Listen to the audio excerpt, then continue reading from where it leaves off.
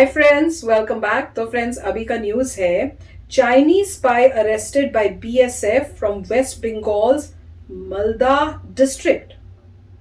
बाप रे। चलो देखते हैं कि ये स्पाई कैसे पकड़ा गया। आई होप ये डिटेल्स और ये क्या करने की कोशिश कर रहा था, क्या स्पाई करने की कोशिश कर रहा था।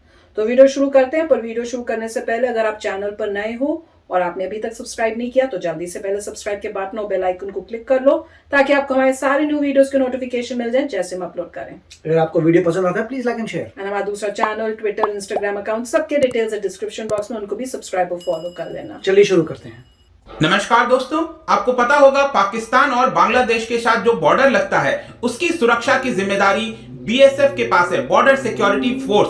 तो कल यहां पर क्या हुआ कि एक चाइनीज नेशनल भाग रहा था बांग्लादेश के बॉर्डर के पास से, जिसको डिटेक्ट किया गया बीएसएफ के द्वारा और उसको अरेस्ट कर लिया गया है। यहां पर आप न्यूज देख सकते हो, trying to sneak into India, Chinese national held near Bangla border. तो एग्जैक्टली ये कर क्या रहा था, यहां पर मैं आपको बता दूं कि एक और इसका साथी है जिसको उत्तर प्रदेश की जो एंटी टेरर स्क्वाड है उसने ऑलरेडी अरेस्ट कर लिया है वहां पर, और साथ ही में अब इसको अरेस्ट किया गया है। इसमें क्या क्या सबूत पाए गए हैं इन सबको मैं आपको बताने की कोशिश करूंगा। प्लस जो चाइनीज के द्वारा स्पाइंग की जाती है पिछले कुछ समय से, किस तरह से उनकी गतिविधि बढ़ गई है स्पेशली भारत के अंदर भी, वो भी हम जानने की कोशिश करेंगे। तो काफी कुछ जानने को है, चलिए आगे बढ़ते हैं। अगर आप यूपीएससी की तैयारी कर रहे हैं तो इसके बारे में सारी जानकारी आपको डिस्क्रिप्शन में मिल जाएगी, वहां से आप हमारे ऐप को भी डाउनलोड कर सकते हैं। एग्जैक्टली हुआ क्या है सबसे पहले हम ये देख लेते हैं। कल की ही बात है, 36 ईयर ओल्ड चाइनीज नेशनल को जो है अरेस्ट किया गया है बॉर्डर सिक्योरिटी फोर्स के द्वारा, जब ये इंडो बांग्ला बॉर्डर पर भारत के अंदर घुसने की कोशिश कर रहा था। और एग्जैक्टली मैं आपको बताऊं तो जो साउथ बंगाल फ्रंटियर है वहां पर बीएसएफ के जो ट्रूप्स थे वो तैनात थे। अब आपको पता होगा, ये आप देख सकते हो वेस्ट बंगाल का मैप है और काफी बड़ा सीमा जो है वो आपका बांग्लादेश के साथ लगता है। तो बांग्ला जो वेस्ट बंगाल हो गया, उसके ऊपर आपको पता है असम है, जितने भी हमारे राज्य आते हैं त्रिपुरा से लेकर सभी, यहां पर आपको बॉर्डर आउटपोस्ट देखने को मिलेंगे। मतलब वहां पर जो सुरक्षा वगैरह की जाती है इन सभी आउटपोस्ट वगैरह के द्वारा की जाती है। तो यहां पर अगर आप देखोगे बांग्लादेश के अंदर ये डिस्ट्रिक्ट आपको दिख रहा होगा मालदा डिस्ट्रिक्ट। तो मालदा डिस्ट्रिक्ट में ही यहां पर एक आउटपोस्ट है जिसका नाम है मलिक सुल्तानपुर बॉर्डर आउटपोस्ट, और यहीं से ये आपका जा रहा था, भारत के अंदर एंटर करने की कोशिश कर रहा था। तब यहां पर बीएसएफ के द्वारा देखा गया और उसको यहां पर पकड़ लिया गया है। और स्पेशली मैं आपको बताऊं तो इस पर्सन का नाम अगर आप देखोगे हेन जुनवे, ये इस पर्सन का नाम है। लेकिन ये आ कहां से रहा था, चाइना के अंदर ये जो ह्यूबेई प्रोविंस है, अब आपको पता होगा ये चाइना का मैप आप देख सकते हो, जो वुहान वायरस की शुरुआत हुई थी आपको पता है, वुहान आपको कहां मिलेगा, ये हुबेई प्रोविंस से ही आपको देखने को मिलेगा। ये आप देख पाओगे यहां पर, ये रहा आपका हुबेई प्रोविंस, तो यहीं पर इसका घर था और बताया जा रहा है कि वो वहां से आ रहा था, हेन जुनवे। अब देखिए इसका एक और साथी था जो मैं आपको बता रहा था, इसका नाम है सुन जियांग, ठीक है, इसका एक और साथी था, ऑलरेडी भारत में था ये। तो ये इसको अरेस्ट किया गया है bye anti terrorist squad of the Uttar Pradesh police. तो इसको ऑलरेडी काफी पहले अरेस्ट कर लिया गया था। और सुन जियांग जिसको अरेस्ट किया हुआ था उत्तर प्रदेश पुलिस के द्वारा, उसने यहां पर ऑलरेडी रिवील कर दिया था इस पर्सन का नाम। मैं आपको आगे बताऊंगा इसके बारे में, लेकिन अभी के लिए जब इस पर्सन को अरेस्ट किया गया है हैन जुनवे इस बॉर्डर के तरफ से, तो यहां पर जो इंटरोगेशन है वो जारी है, उसके ऊपर जांच की जा रही है और पता लगाने की कोशिश की जा रही है कि क्या ये किसी इंटेलिजेंस एजेंसी के साथ मिला हुआ था जो कि भारत के अगेंस्ट काम करता है। ये सारी जानकारी जो डीआईजी है बीएसएफ के, उन्होंने बताया है। इसके अलावा यहाँ पर जो ऑफिशियल्स हैं उन्होंने इसके पास से बहुत सारी ऐसी चीजें पाई हैं, जैसे लैपटॉप हो गया, 2 आईफोन, 1 बांग्लादेशी सिम हो गया, 2 pen drive, ATM card, US dollar, Indian currency, बहुत सारी चीजें और भी कई सारे इलेक्ट्रॉनिक गैजेट जो हैं वो इसके पास पाए गए हैं। लेकिन क्वेश्चन ये आता है कि वो भारत के अंदर क्यों आना चाह रहा था, कुछ तो हुआ होगा, उसने कुछ बताया होगा।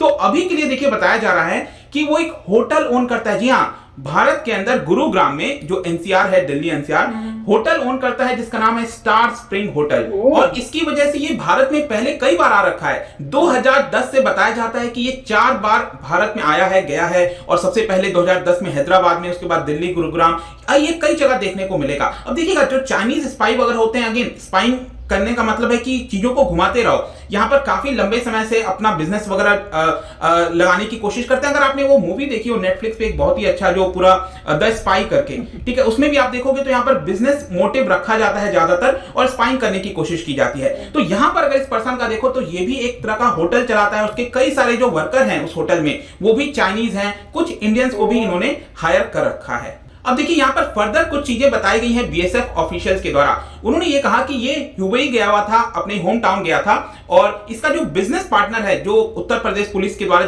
अरेस्ट किया गया, जियांग जो है, उसने जो है इस पर्सन को जिसको अरेस्ट किया गया है कल 10 से 15 इंडियन सिम कार्ड भेजे थे। अब क्या कारण होगा? अब कोई भी नॉर्मल पर्सन तो ऐसा लेगा नहीं, 10 से 15 इंडियन सिम कार्ड बहुत ज्यादा होते हैं। इसके अलावा यहां पर क्या होता है कि जो उत्तर प्रदेश पुलिस ने अरेस्ट किया था जियांग को, उसके करने के बाद यहां पर उसने इन दोनों का नाम बोल दिया था। ये जो कल पकड़ा गया है ना ये पर्सन जुनवे, उसको और उसकी वाइफ का नाम यहां पर उसने बता दिया था, जिसकी वजह से जुनवे और वाइफ के ऊपर यहां पर जो है एफआईआर दर्ज करा दिया गया, केस दर्ज करा दिया गया, जिसकी वजह से जब वो चाइना से भारत आना चाह रहा था तब यहां पर उसको इंडियन वीजा नहीं दिया गया था।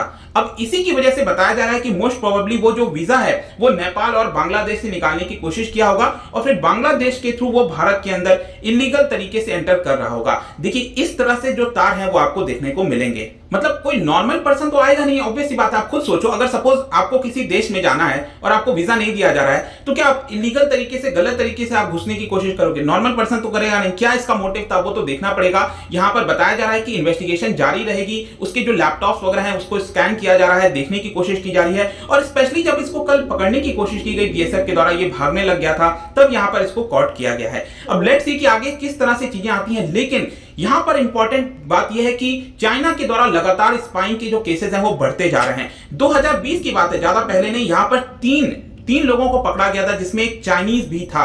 यहां पर आप देख सकते हो दिल्ली पुलिस ने अरेस्ट किया था, पिछले साल की बात है। एक चाइनीज वुमेन थी इसके अंदर, क्विंग शी, ये आप देख पाओगे नाम, क्विंग शी। इसके अलावा एक नेपालीज पर्सन था और भारत का एक पर्सन था, फ्रीलांस जर्नलिस्ट राजीव शर्मा। इन तीन लोगों को यहां पर पकड़ा गया था। अब इनको पकड़ने के बाद बहुत सारी खबर सामने आई थी, जैसे कि ये लोग क्या करते थे, जो सेंसिटिव इंफॉर्मेशन है भारत की वो चाइनीज इंटेलिजेंस को देने की कोशिश करते थे। यहां पर इनफैक्ट ये भी बताया जाता है कि जो दलाई लामा है उसके बारे में पता किया जाता था और उसके बारे में सब चीजें बताई जाती थी। आर्मी की मूवमेंट कैसी हो रही है भारत के अंदर, डिफेंस एक्विजिशंस कौन कौन से हो रहे हैं, फॉरेन पॉलिसी को लेकर क्या बातचीत है, ये सभी चीजें चाइनीज पर्सन को बताया करते थे। और यहां पर ये जो क्विंग शी है, ये जो पकड़ी गई थी, ये जो चाइनीज वुमेन पिछले साल, ये क्या करती थी, 2 और चाइनीज के साथ काम करती थी भारत के अंदर। अब ये जो बाकी के जो 2 चाइनीज हैं, ये बताया जाता है कि चाइना की जो इंटेलिजेंस एजेंसी, जो स्टेट सिक्योरिटी है, उनके साथ यहां पर ये काम किया करते थे। तो बहुत सारे तार यहां पर भी देखने को मिलेंगे। और मैं आपको बता दूं, आपने आई एम श्योर सब लोग जानते होंगे, अच्छे से जानते होंगे, जो नेशनल सिक्योरिटी एडवाइजर हैं अभी, अजीत डोवल। तो अगर आप इनका देखोगे, 2013 में ही इन्होंने एक पेपर निकाल दिया था। इस पेपर का नाम है Chinese intelligence from a party outfit to cyber warriors. और इन्होंने उस समय ही आगाह कर दिया था कि जो चाइनीज एजेंसी है, इंटेलिजेंस एजेंसी है, वो पूरे विश्व में बहुत तेजी से फैलते जा रही है और स्पेशली भारत के अंदर वो स्पाइंग करने की कोशिश कर रहे हैं। इनफैक्ट धर्मशाला में जो दलाई लामा का एस्टैब्लिशमेंट है, आपको पता है कि गवर्नमेंट इन एग्जाइल चलाया जाता है, मतलब तिब्बतियन जो गवर्नमेंट इन एग्जाइल है वो धर्मशाला से ऑपरेट किया जाता है। तो दलाई लामा का जो एस्टैब्लिशमेंट वगैरह है, ओवरऑल इन सभी चीजों में वो पेनिट्रेट करते हैं और इंफॉर्मेशन पास करते हैं। एंटी इंडिया नॉर्थ ईस्ट जो इंसर्जेंट हैं उनको सपोर्ट करते हैं ये लोग। और साथ ही में पाकिस्तानी जो इंटेलिजेंस, इंटर सर्विसेज इंटेलिजेंस है, आईएसआई जिसको बोला जाता है, उनको जब भी कोई चीज की रिक्वायरमेंट होती है तो ये चाइनीज यहां पर स्पाइंग करके वो पास ऑन करने की कोशिश करते हैं पाकिस्तान के अंदर। तो इस तरह की सभी चीजें यहां पर की जाती हैं। इसको लेकर ऑलरेडी अजीत डोवल ने बोल दिया था।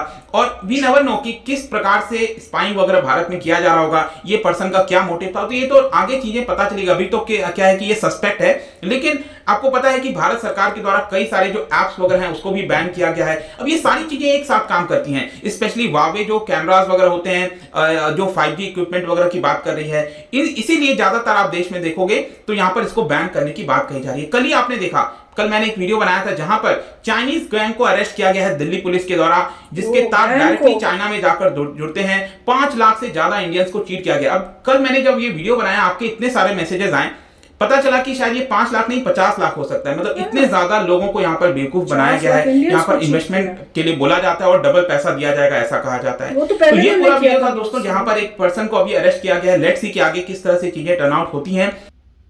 तो फ्रेंड्स, क्या न्यूज है कि एक स्पाई है जो इलीगली आने की कोशिश कर रहा था, जिसने वैसे ही पहले से होटल खोले हुए इंडिया के अंदर। तो पहले अपना बिजनेस बनाया और उस बिजनेस के अंदर ही मेरे ख्याल से और जो उनके वर्क कर रहे होंगे ना, लोग कहते हैं ना चाइनीज वर्कर्स भी हैं और इंडियंस भी हैं, तो कोई बड़ी बात नहीं, उन सबको इन्वॉल्व किया हो और भी बहुत सारे लोग इंडिया में स्प्रेड आउट हों और वो यहाँ से इंफॉर्मेशन, ऐसे इनका एक सेंटर बना है और उसमें यहाँ से इंफॉर्मेशन इनको ला ला के बताते हो और ये फिर ये इंफॉर्मेशन जो है देते हो। तो इन्होंने बताया नहीं कि क्या है एग्जैक्टली, क्यों इनको पकड़ा गया है, क्या इनका है। तो पर अगर पकड़ा गया है तो इसका मतलब कुछ बात तो है ही है। अब जो दूसरा बंदा था जिनको कह रहे हैं कि वो पहले से पकड़ा और उसने इनका नाम बताया इस चाइनीज का, तो इसीलिए पकड़ा होगा ना कि ऐसी कोई बहुत ही इंपॉर्टेंट इंफॉर्मेशन पता चली होगी जिससे पता चला होगा कि ये जो आने वाला इलीगली ये कुछ गड़बड़ करने वाला आदमी है, स्पाई है। तो ऐसी तो पकड़ा नहीं होगा, तो वहां वाली इंफॉर्मेशन क्या वो पता होनी चाहिए थी कि उस बंदे ने क्या बताया कि इसका नाम और इसकी वाइफ का नाम, इन सब का नाम क्यों लिया गया था। पर मुझे लगता है वो भी सीक्रेट रख रहे हैं क्योंकि ऑब्वियसली ये चीजें बताई नहीं जा सकती। पूरा सब जब तक पता नहीं चलेगा, सब उसको सॉल्व नहीं कर लेंगे, सबको पकड़ नहीं लेंगे, तब तक पब्लिक में ऐसे कैसे बता सकते हैं। पर काफी मतलब इससे पता चल रहा है कि हमारे बीएसएफ बहुत ही अलर्ट है और जब उसने एंटर किया तो उसको पकड़ लिया, वो भागने की उसने कोशिश की है। तो अब यही पता चल रहा है कि कितना जो है चाइना हर कंट्री के अंदर किस तरह से खुफिया वे से अपनी स्पाइज और इंटरनली सब डिटेल्स लेने की कोशिश करता है। और हमें मेरे ख्याल से एज जनरल पब्लिक थोड़ा अवेयर रहना चाहिए ताकि अगर कुछ शक की बात लगे तो हम भी अपनी गवर्नमेंट को जो है हेल्प कर सकें। राइट। तो नॉर्मली क्या है कि अगर कोई किसी के इंसान के पास एक कॉमन इंटेलिजेंस है तो वो इतना करेगा कि मान लीजिए मुझे स्पाई करना है चाइना में, तो मैं इंडियन को तो नहीं भेजूंगा क्योंकि वो तो सीधा पकड़ा जाएगा कि एक इंडियन है। और अगर चाइना के लोगों को इंडिया में स्पाई करना है, चाइनीज तो नहीं भेज सकते, इतने सारे बैठे हुए लोग उनमें से लोग बोलेंगे तो चाइनीज है भाई। तो कोई भी कॉमन इंटेलिजेंस वाला इंसान भी वैसा इंसान नहीं भेजेगा जो मैच नहीं होता पब्लिक के साथ। राइट। आप पाकिस्तान में अगर स्पाई करना हो तो आप जा सकते हैं क्योंकि आपकी शक्ल मिलती है, उनको स्पाई करना है वो यहाँ आ सकते हैं, उनकी शक्ल मिलती है, कोई फर्क ही नहीं है, शक्ल बिल्कुल ही मिलती है। राइट। रहन सहन आप चेंज कर सकते हैं मगर शक्ल की कोई पंगा नहीं है। यूरोपियन कंट्रीज में जब स्पाइंग होती है सबकी एक ही शक्ल है तो कोई प्रॉब्लम नहीं है, कहाँ स्पाई कर रहा है। राइट। और अगर रशियंस को यूएस में स्पाई करना है तो भी कोई प्रॉब्लम नहीं है, देखने में बिल्कुल सेम है। तो कभी भी कोई भी एजेंसी जो है एक चाइनीज को इंडिया में नहीं भेजेगी। अगर भेज रही है तो यूं पकड़े जाएंगे, वो आपको पता चल जाएगा तो चाइनीज बंदा है तो उन्हीं को पकड़ेंगे क्या। तो अगर वाकई स्पाइंग जो करवानी होती है, आप इंडिया में अगर स्पाइंग करानी है तो इंडियन ही आपको ढूंढना पड़ेगा जिसकी ग्रज है अपनी कंट्री से। जैसे वो बता नहीं रहे थे वो कौन सा था जिसे अपनी कंट्री से हेट्रेट है, वो आपको बड़े सारे लोग मिल जाएंगे।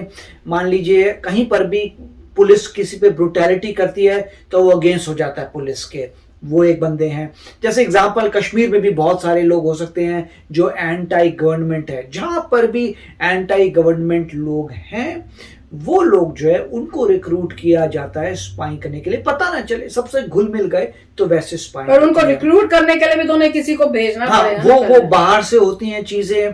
मान लीजिए उनकी कंट्री में कोई इंडियन सेटल्ड है, उस पर प्रेशर करें, वो करें, तो बहुत कॉम्प्लिकेटेड बातें होती है, मैं यहाँ नहीं बोल सकता। मगर अगर आप सिंपल भी कोई साधारण इंसान भी सोचे तो उसे पता है कि स्पाई आपको वही चाहिए जो घुल मिल जाए, जिसपे आपका कभी शक ना हो। तो ये लोग हो भी सकते हैं कि कर रहे हो, अगर कर रहे हैं तो ये इतने स्मार्ट नहीं है।